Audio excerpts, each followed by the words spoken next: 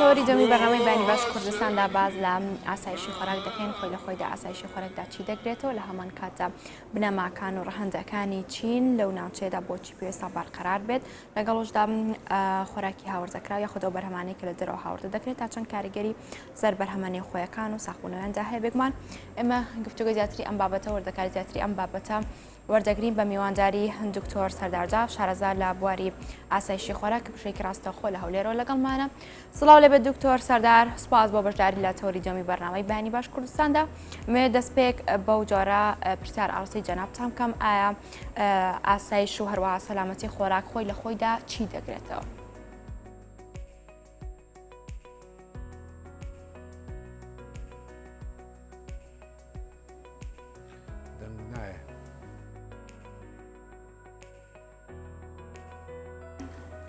بەڵێ دکتۆر سەردار، گەر گوێبیستی منی ئەمێ بزانم لە سەرتایە کە ئێمە باز لە ئاسایشی خۆراک دەکەین خۆی لە خۆیدا ئاسایش و هەروەها سەلامەتی خۆراک چی دەگرێتەوە؟ گەر لە سەرتای ڕوونکردنەوەی بچووکمان بیتە سەبارەت بەم بابەتە.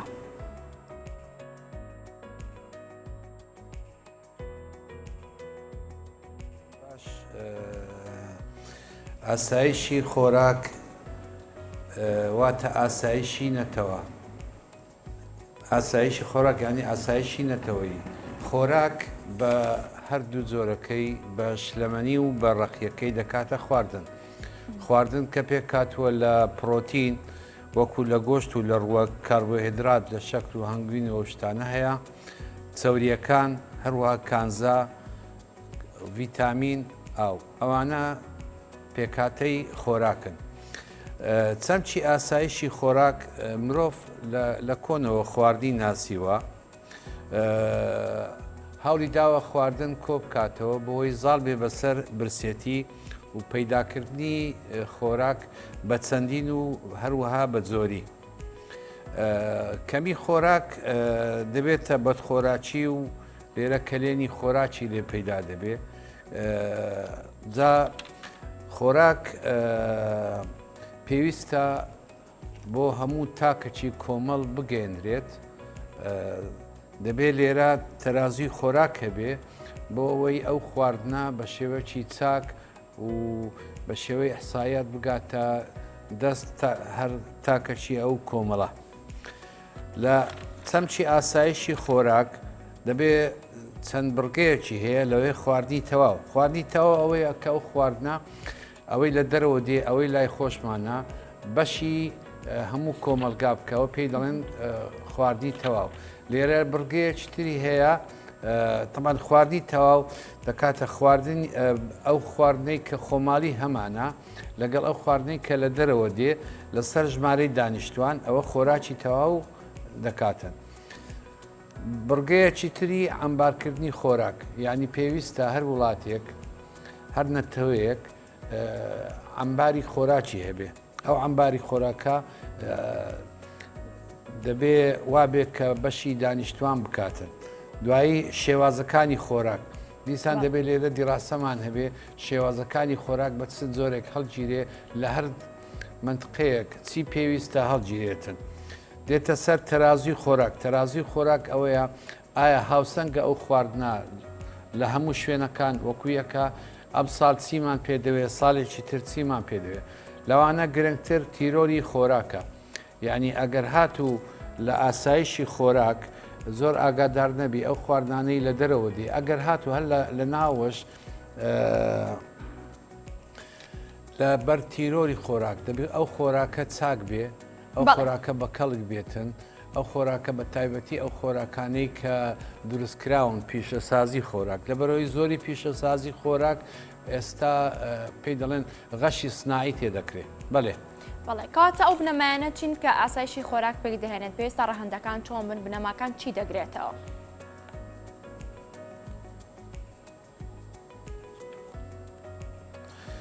ئاسایشی خۆراک پێویستە ئەوەی کە بۆمان وەکو گوتم دەبێ خواردن تەواو بێ، ئەمبارەکانمان هەبێ، شێوازی خۆراکە بێ، تەرازوی خۆراکە بێ، تیرۆری خۆراک ئاگادار بین. ئەوانە هەمووی ڕەهەندن بۆ ئاسایشی خۆراک. بەڵێ ئەگەر ئێمە باس لە ئاسایشی خۆراک بکەین ئێمە تەوەرەکەمان لەسەرەوەی زیاتر جەختەکەین و لە هەرێمی کوردستان ئاسایشی خۆراک چۆن دەبیندرێت لەو بارەدا لە هەمان کات ئەو بنەمانە یاخود ئەو پێناسەی کە ئەمەژۆ پێکرد لە هەرێمی کوردستاندا هەیە بوونی هەیە و بەردەستە.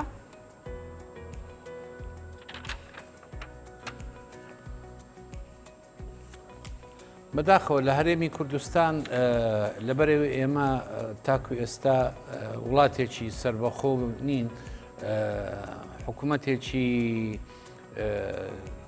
حکوومەتێکی هەرێمین زۆربەی ئەو پێداویستیانە ئاسانیە ئێمە بەدەستمان کەوێتن لەگەڵ ئەوەشدا بەشی ئەوە هەیە کە خەڵک خۆراکی دەست بکەوێتن. من لەبەرەوەی ئاسایشی خۆراک هەندێک شتی پەیوەندیداری پێوەیە وەکو ئاسایشی نەتەوەیی ئێمە ئەوە گوتم وڵاتێکی سربەخۆنین لە پەیوەندیەکانمان لەگە وڵاتانی دەوروبەر پێویستە پەیوەندیەکان زۆر بەهێز بێلەوەی ئاسایشی خۆراکی خۆمانی تێدا بکەین. ئاسایشی ئابووری وەکو ئێمە دەزانی ئێستا ئەمە بە قەیرانی ئابووریدا ئەو قەیرانە ئابووریە کارێکی زۆری کردیتە سەر هێنانی بەرهەمەکانی کشتتوکاڵ و خواردن. لەبەرەوەی نرخی دۆلار بەرز بۆتەوە کەواتە تو ناتوانانی ئەو بەرهەمە چاکانە بێنی لە دوو بەرهەمی خراتر دەگەڕی شوێنی بگرێتەوە. لێرە ئاسایشی تەکنەلۆژی ئەمە ئەو تەکنەلۆژیایەمان هەیە لە ئامێرەکان لە کارگەکان لە دروستکردنی خۆراک ئەوە گرفتە. ئاسایشی دارایی ئاسایشی ئاو ئاسایشی ئاو لێرە گەورەترین گرفت بە تایبەتی ئەو ساڵ کە بەرپا بوو بۆ ئێمە کەمی ئاوە لەبەرەوەی ئێمە بەنداومان نییە لە هەموو کوردستان بە هەمووی 5-6 بەنداومان هەیە ئەو بەنداوانە زۆر کەمن ئەمە پێویستمان ئاوی ژێرزەوی لە کوردستان زۆر کەم بوو بە تایبەتی لە شاری هەولێر کە کاتی خۆی لە 100 متر 150 متر ئاو ئێستا هەندێک جوێت تا 600 متر ئاوی تیانە کەواتە دەبی ئەمە خەمی ئەوە بخۆین لەبەرەوەی ئاو کۆڵەگەی سەرەکیە بۆ خۆراک بۆ دابینکردنی خۆراک بۆ ئاودانی بەرومۆمەکانی خۆراک هەروها بۆ دروستکردنی خۆراک بۆ ژیان ئاوەکە لە هەمووی گرنگترە. بەڵێ دکتۆر سەردار ئەمە زیاتر ئەو هۆکارانەمان بۆ بخەیت ڕووبوونە لە ناوچێکدا یاخود لە وڵاتێکدا ئاسایشی خۆراک بەرقەرارە تێدا بوونی هەیە بەڵام چی وا دەکات کە و ئاسایشی خۆراکە بەرەو کەمبوونەوە بجێ خۆڕۆژەکەی نەگاتە بنبەر بەڵام وردە بەپەی مروری کات کەم بێتەوە.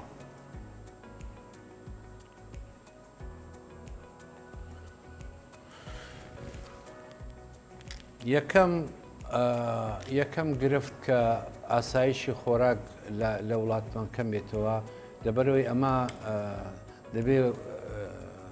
لەگەڵ وڵاتەکانی دەوروبەر علاقاتێکی زۆر بەهێزمان هەبێت علاقاتێکی زۆر چاکمان هەبێت بۆی خواردنەکان زۆر بە ئاسانی تەوان علاقاتی سیاسی خواردنەکان دابین بکەین. دوو ئاو بە شێوەیەکی وا بەردەست بیتن کە بتاین. دوو سێ ئەو ئامێرە تەکنۆلۆژیا نانەی نوێ کە هەن یارمەتی لە بواری کشتتوکاڵ یارمەتی زۆری کشتتوکاڵ دەن هەروها ئێمە دەبێت هەوڵ بدەین بۆ دروستکردنی پیشەسازی خۆراک کار لەسەرەوە بکەین کە بەروبوومی شیر لە کوردستان چۆن بتانین زۆر بێ و کارگەکان دروست بکەین بۆ بەرهەمهێنانی لەبەرەوە بەروبوومی شیر و ماست و پەنیر خواردنی ڕۆژانەیە لەبەرەوەی پێویستە چێرگەکانی پەلەوەڕ ئەو چێرگەکانی بەخێوکردنی ئاژەڵ وەکو مانگا و گۆشتە و چەوریە و ئێمە هەموو چەوریمان دەوێت کاربۆهیدراتمان دەوێت کانزەکانمان دەوێت ڤیتامینمان ئەوە شتی ڕۆژانەیە کە دەمانێت پێویستە پرۆژەکانمان ناوخۆ بێتن کە لە ناوخۆ دەبی هەبێ. ئەو پرۆژانەی ئێستا لە کوردستان هەیە بەڕاستی لەو ئاستەنین کە بتوانێ دابینی خۆراک بکاتن لە بۆ کوردستان. پرۆژەی بچووک لەوانەیە نەتوانین ئەو پرۆژە بچووکانەیە هەیە ئەوە لە لۆکەلیە دەتوانین خاوەن پێی بڵێن خێزاندارێک یان چەند خێزانێک پێوە بە ئەگەر نەتوانین پرۆژەی گەورە دروست بکەین ئێستا خۆشببختانە من باسی پرۆژەیەک دەکەم ئەو پرۆژەی بە بازارکردنی گەنم لە وەزارەتی کشت و کاڵ بەڕاستی زۆر سوپاسی بێگەرخان دەکەین لێرە زۆر هەوڵ دەدەن ئەوە شتێکی زۆر چاکە لەبەرەوەی چەند ساڵ بوو ئەو ئاردە دەهاتە کوردستان ئەو ئاردە لەوانەیە بەڕاستی پێت بڵێم ئەو تەقاریرانەی کە دەرچوون ئەوانە زۆریان بە کەڵک خواردن نایەن یان ئەوە غەشی سناییان تێکراوە ئەگەر هات و ئەو گەنمێ خۆمان هەموو وەربگیرێ و ئاردی لێ دروست بکرێ و هەرواتە پێکاتەکانی تر کە پێویستە لێ دروست بکرێەوە شتێکی زۆر چاکە جابینە سەر کارگەکانی گەورەی ماست و شیر و پەنیر و گۆشت و ئەو شتا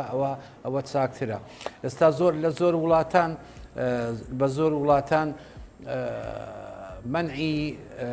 ئەو هین بەرهەمانە دەکەن کە دێنە ژۆرێ لە فەواکە و لە خەزڕەوات و لە شتیوە لەبەرەوەی بە پەین و شتیوا بەخێو دەکرێن ئاو دەدرێن کە بۆ ناحیەی تەندروستی زەرەری زۆر گەورەی هەیە کاتە کوالێتی ئەو بەرهەمانەی کە وەکو خۆ ئاماژە پێکرد کە هاوردەی ناوخۆی هەرێم دەکرێت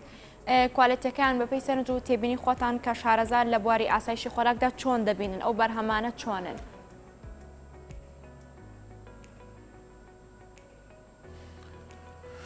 داخی گرانم زۆر لە بەرهەمەکان کە دێ بە کەڵکی خواردن نایەتن لەبەرچی لەبەرەوەی لە زۆر وڵات ئەو بڵێن ئەو ماستە پەنیرە گۆشتیان خواردنە یان هەر جۆرە خواردنێک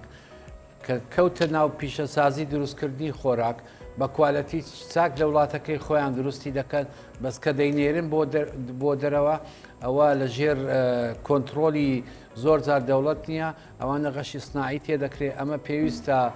کوالەتیەکی کۆنتترۆلی وامان هەبێتن کە ئەو کاڵانەی کە دێن بتوانین پشکنینی وای بۆ بکرێ کە بە شێوەیەکی وابێت کە بە کەڵک خەڵکی خۆمان بێ باشە. دکتۆر سەردار بێگەر تاڵەبانی کە وەزیری کشتتوکاڵی هەرێم ئاماژەی بۆ کرد کە ئەو ئاردەی لە نێخۆی هەرێمدا هەیە خۆت کاوردەی هەرێمی کوردستان کراوە مادێکی کشوندەی تایە گەر بکرێ مادەکە ژەهرایش بێ بێگومان ئەمە خراپی یاخود زیانی تەندروستی بۆ هاوڵاتیان هەیە گەر بێتەوە ئارزە بەکار بهێنن تۆ سەرنج و تێبینیت لە مەداچێت لە هەمان کاتدا ئەو فلتەرانە لە هەرێمی کوردستاندا بوونی نێ یاخود بەردەست نییە کە بتوان بە فلتەرەکان تێپەڕن ئەو کاتە بکرێتە بەردەستی هاوڵاتیان؟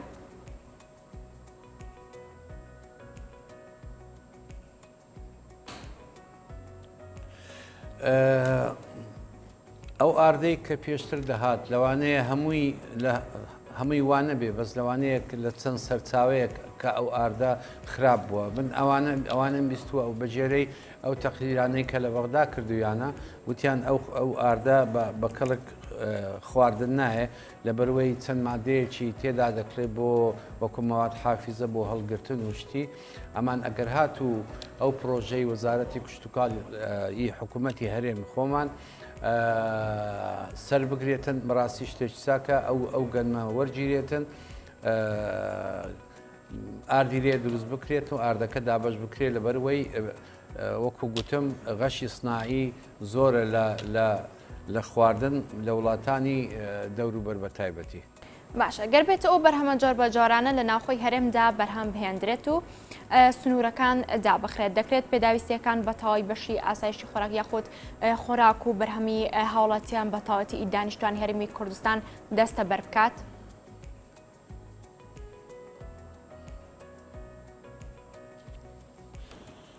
لە هیچ شوێن و کاتێک لە هیچ وڵاتێک ناتوانانی وڵاتێک بەرهەمەکانی پێویست دابین بکات. لە ئیتحادی ئەوروپی ساڵانە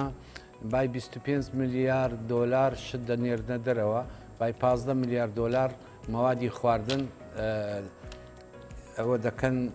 ئیسرات دەکەن. کەواتە هیچ وڵاتێک ناتوانێت بە تەواویەوە بکات. ئەمان وڵاتی وەکو ئێمە هەناردەی نییە. هەموو شتێک لە دەرەوە بۆمان دێ کە تاوای لێ هاتووە ئاو ینی کێک و ئەو خواردنە زۆر سادەکان ینی پێویستە حکوومەتی هەرێم حکوومەتی عێراق زۆر بە ئاگا بێ لەو شتانە ئەو پارە لە عێراق بەو شێوە نەچێتە دەرەوە یعنی هەندێک شت هەیە زۆر ئاسان یعنی کارگەی دروستکردنی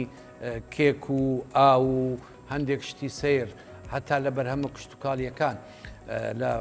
ئەگەر تەماتە کاتێک پێویست بوو بابێتن ئێمە من شارەزام لە منتیقەی خۆشناوەتی لە منتیقەی هەولێر ئەگەر بێت و حکوومەتی هەرێم ئەگەر بێت و حکوومەتی هەرێم بە شێوازێکی چاک بچێتەوە منتیقە دیڕاسی ئەو منتیقە بکاتن بە تایبەتی وەزارەتی کشتتوکاڵ یەک دەنگ کەترێ پێویست ناکە لە دەرەوە بێ بە هەزاران ڕەزی ترێمان هەیە بەس کە ترێەکە پێدەگاتن خاوەن ڕەزەکە دەیە بیفرۆشێ پارەی بۆ ناکە لەبەرچی لەبەرەوە ترێ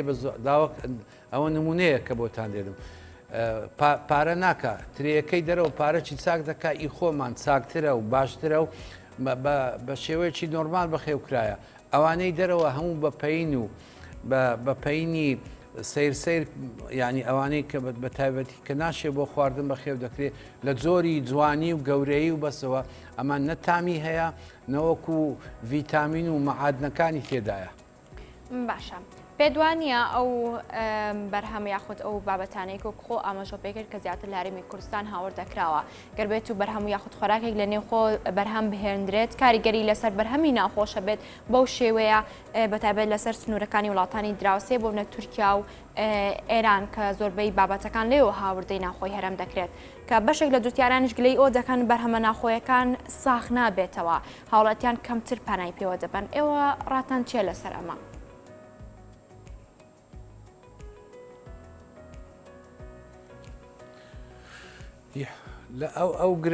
ئەو گرفتەی هەیە گرفتێکی زۆر سەیرە ئێمە لە وڵاتی مەوڵاتێکی کشتتوکاڵیە بە تایبەتی کوردستان مەڕووماڵات بەخێو دەکاتن هەموو ساڵێک کە ئەو جوتیارانە مەڕەکانیان بەرخیان دەبێ لەگەڵ پێگەیشتنی بەرەخ لە سەرەتای بەهار و ئەوە مەڕەکان دەست بە زاوزێ دەکا و پاش 2-3 مانگ دای دەبەستێ وەختی فرۆشتنی دێ کە پارەی بۆ بکاتن ئەو کاتە ڕێ دەکرێتەوە لە سووریا و لە ئێران و لە تورکیا بەشێکی زۆر دێن کەواتە جوتیارەکەی خۆمان تووشی زەرەر دەبێت هەرچەندە ینی بەڕاستی هەوڵ دەدەن لەلایەن حکوومەت و لایەن وەزارەتی کشتتوکاڵەوە ئەمان شتەکان زۆر بە کەمیە پێویستە زیاتر کۆنتترۆلی ئەو شتانە بکرێت ئێمە دەتوانین کارگەی گەورەی شیرەمەنی و ماست و پەنیر و هەروها کارگەی گۆشت ینی بە هەموو جۆرەکانی گۆشت بە مریشک و بە گۆشتی مەڕ و گۆشتی بزن و گۆشتەکان هەموو دابنێ بە خێوی بکەیت ئەوە پێویست ناکات و ئەگەر بێت و کارگەیەکی گەورە دابنێی 1000 تەرخان بکەی لە بۆ بەخێوکردنی لەبەرەوە ئەوە تەناپسی دەرەوەت پێ ناکرێت با ئێمە کارگە و پرۆژەکان لە شێوەیەکی ناوەنزی بیتن حکوومەت پێویستە قەرزی بداتن ئەگەر هات و قەرزی بدا بەس قەرز بداتە چێ قەرز بداتە جوتیاری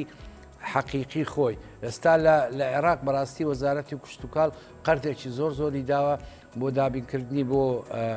مانگای شیر بۆ ماسی بۆ پرۆژەکانی پەلەوەەر لە ئێستا کاتی خۆی لە هەرێمی کوردستان کۆنتترۆلی هەموو عێراقی کردبوو لە پرۆژەکانی پەلەوەەر ئێستا بەس لە کوردستان دەوری 14 پرۆژەمان هەیە ئەمان هەرنەوە پرۆژەی ئیش دەکاتن ئەوش گرفتی هەیە گرفتی پرۆژەکان زۆرە لەبەر گرفتەکانیشمان لەگەڵ زۆر تەداخلکردنی لایەنەکانە بەتەنێ نایدەنە وەزارەتی کشتتوکاڵ مەسەنەن لە شاری هەولێر کۆبوونەوە دەکەی محافەزەت لەگەرە ئاسایشت لەگەرە بازگەکانت نازانم بازگە و ئاسایش ینی سپەیوەندێکی بە گواستنەوەی هێلکە و گۆشت و مریشک خەینا من ناڵێم کە حکوومەت گوتی نەینێری بۆ دەرەوە لە بازگەکان بیکەن دوایی شتێکی تر هەیە با کۆنتترۆلی ناو بازار بکەن ئەو کاڵایی لە دەرەوە دێ بە تایبەتی باسی قاچاق و ئەوە دەکەن ئەوە لەبەرەوەی لە حدودەکان گەورەیە لە هیچ وڵاتێک ناتوانێت کۆنتترۆلی حدودەکان بەس ناو بازار زۆر ئاسانە دەتوانی کۆنتترۆلی ناو بازار بکرێت ئەگەر لە ناو بازار هەر شوێنەکی تایبەتی هەیە بۆ فرۆشتنی گۆشت بۆ فرۆشتنی سەوزە بۆ فرۆشتنی ئەگەر توانی دە ناو بازارەوە لە نقطەی ناو بازار دەست بەسەر کۆنتترۆلی ئەوە دابگری کە ئەو کاڵایە نەفرۆشێ کەواتە دەتوانی بەرهەمی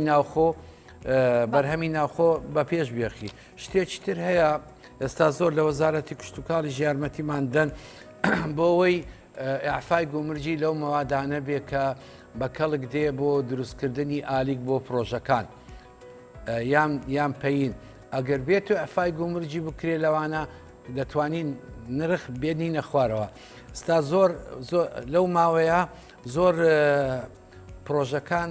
زەختێکی زۆریان لەسرە کە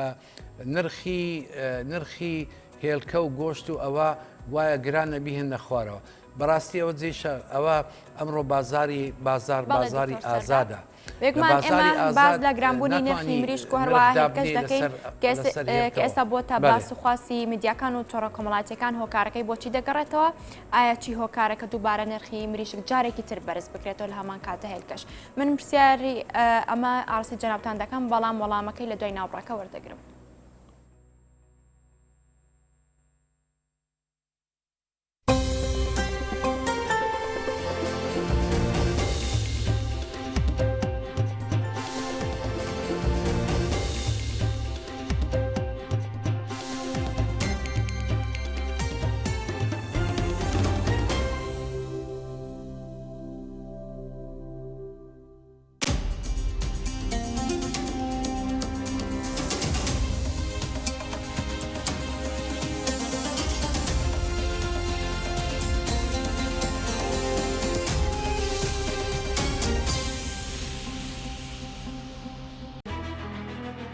چوونت بۆ دەنگدان واتە سزادانی ئەوانەی 4 ساڵە خزمەتی تۆ ناکەن سەردەمی نەوەی نوێیە بەڵێ بۆ نەوەی نوێ لیستی گڵۆپەکە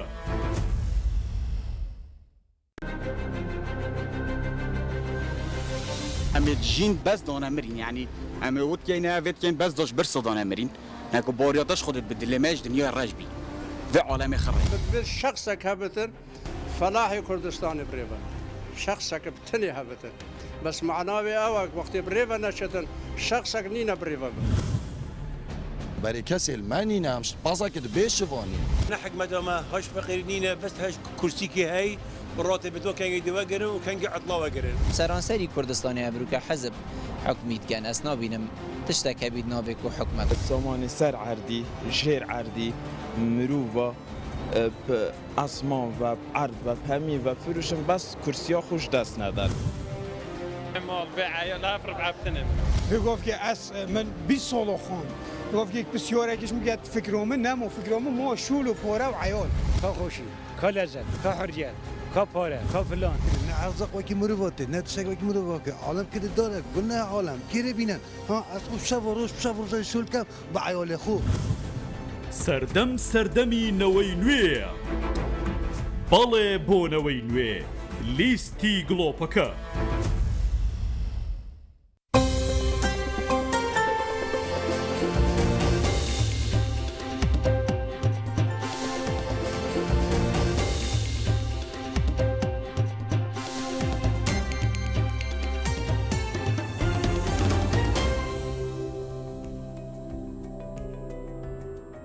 دکتۆر سەردار بێگومان بەرداوام دەبین لە گفتوگۆکانمان پێشنهاوبڕەکە پرسیاری ئەوم ئاسی جەنابتانکەن کە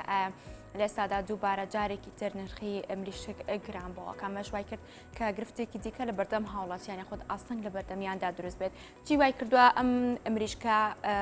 گرانبوونی نرخ بەخۆیدا ببینێت لە هەمان کاتدا هێلکەش نرخەکەی بەرز بۆتەوە بەشێک بازەوە دەکەن بەهۆی ئەو هاوردەکردنی هێلکەوەیە کە لە بەشێکی قاچاق لە نێو ئێران و تورکیاوە هاوردەی هەرم دەکرێت ئێوە هۆکارەکەی بۆچی دەگەڕێنەوە؟